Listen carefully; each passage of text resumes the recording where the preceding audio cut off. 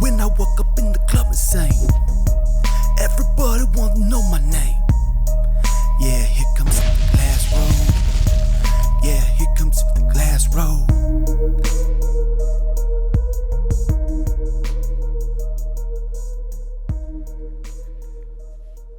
I don't think my brother understands my nose. He doesn't like it. And I think what my brother needs to understand about my nose is that we all need some humor and some laughing in our lives.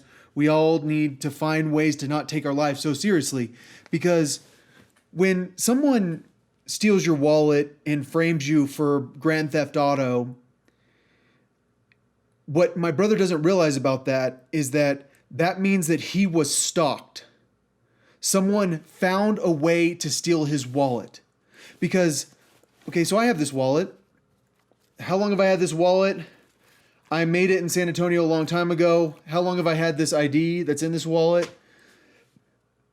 The whole time I've been in Colorado, I've had this ID. I haven't replaced it, even though I'm going to replace it someday because my dog ate it. And so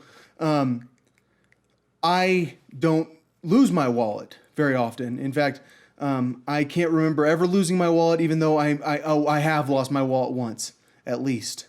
I asked my brother if he's ever lost his wallet before, or if he remembers the last time that he lost his wallet. He said he never has.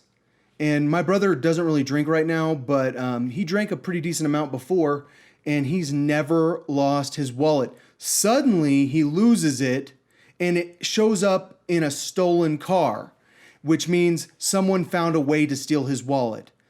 It means that the dirty cops in Colorado Springs, which, who are the dirty cops? In my opinion, pretty much all of them. The dirty cops in Colorado Springs found a way to frame him.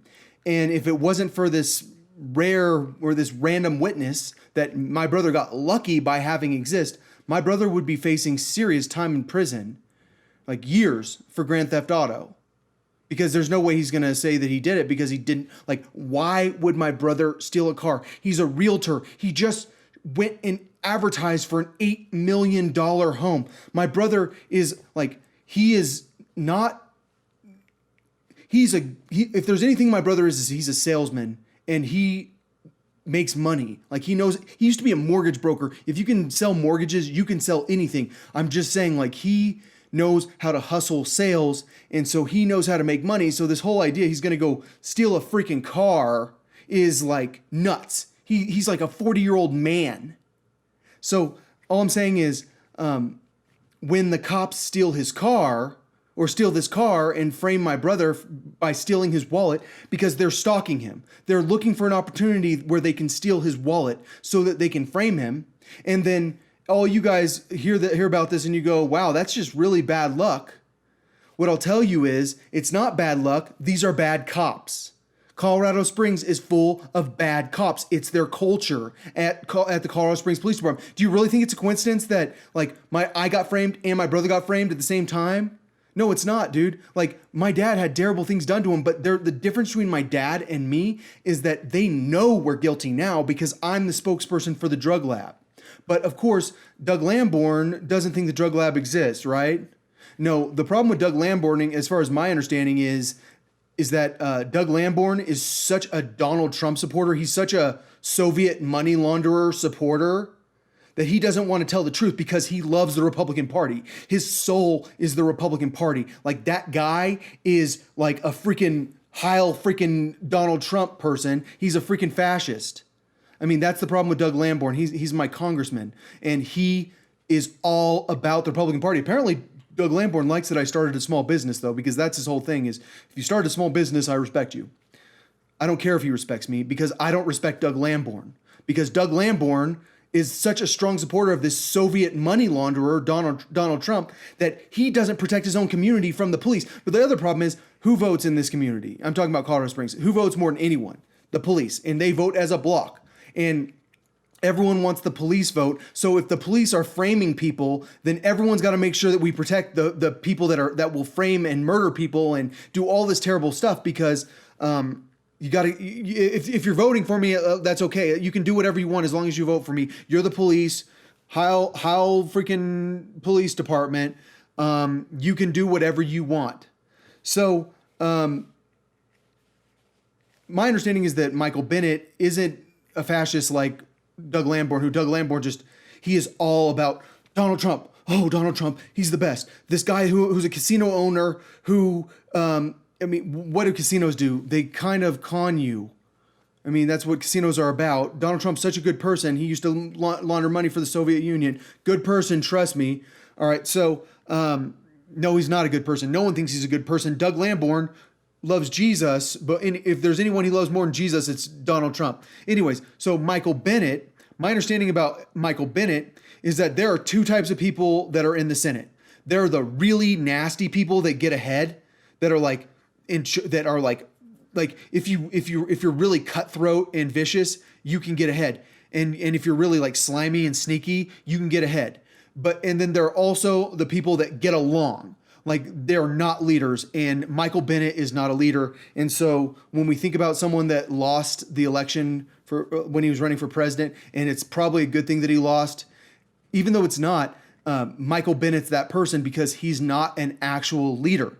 He is someone that he goes along with the crowd. So for him, when he finds out Colorado Springs Police Department's this bad, my understanding is that he has a serious problem with it.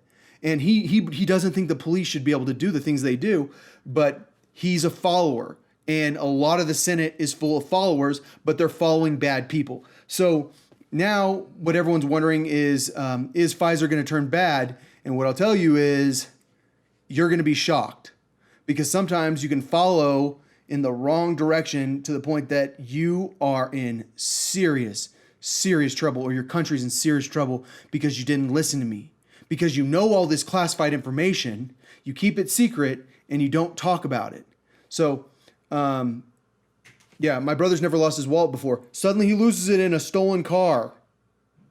Yeah, my brother, I told him if I'm going to shoot a wedding, I could hire you to be my second photographer. He was like, no way, because he's making too much money. So why is he going to go steal a freaking car? Especially when, like, is he going joyriding while he's sober?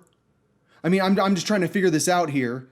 Why are the police allowed to frame people? Why is the culture of the police department so nasty? I'm sure a lot of the police are going, this ruins our case. This helps.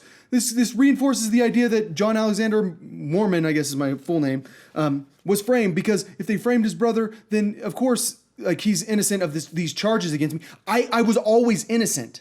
But but like the question is, are the police innocent of the charges I'm putting against them? Which is, you guys are corrupt. You guys are nasty. You frame people. My brother and I are not the only people that got framed. We're the people that I have talked about. I don't even know about all the things dude, they used to try to frame me all the time. Like one time they called the police on me for trespassing after they ordered a bunch of weed, like in different bags. He's like, oh, can you break it up into different bags for me? And then, which means I would have, and they knew I had a warrant out for my arrest. They called the police on me for trespassing where this person invited me to stay. This person invites me to stay at this apartment in Manitou Springs. They call the police on me as I'm leaving. And then, and the reason I was leaving is because a guy called me to buy weed in different bags. And this person was very good friends with this girl, Lily, whose boyfriend is who handed me a loaded gun and shot a cap gun. And she says that he's innocent. He never did anything. Of course, because you guys are liars. The cops are liars. They're like incredibly vicious people in Colorado Springs. And that's why, like, my dream is to move out of this community. My neighbors are all moving. And I feel bad that they're moving, but I'm sitting there going, smart move.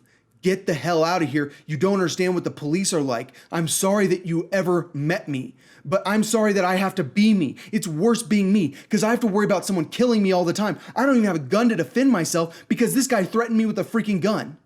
And that's the thing. It's just like these cops are so freaking vicious, they get away with it. Why? Because they vote and they find corrupt people like apparently Doug Lamborn, which I'm not sure. I thought that Doug Lamborn wasn't corrupt.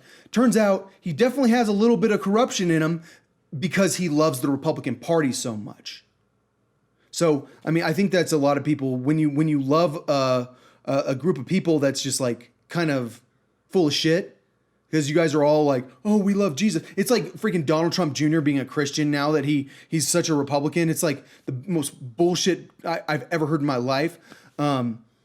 when you love a group of people that much, then it makes you become like them. And I'm sorry, the Republican Party is not made up of very good people.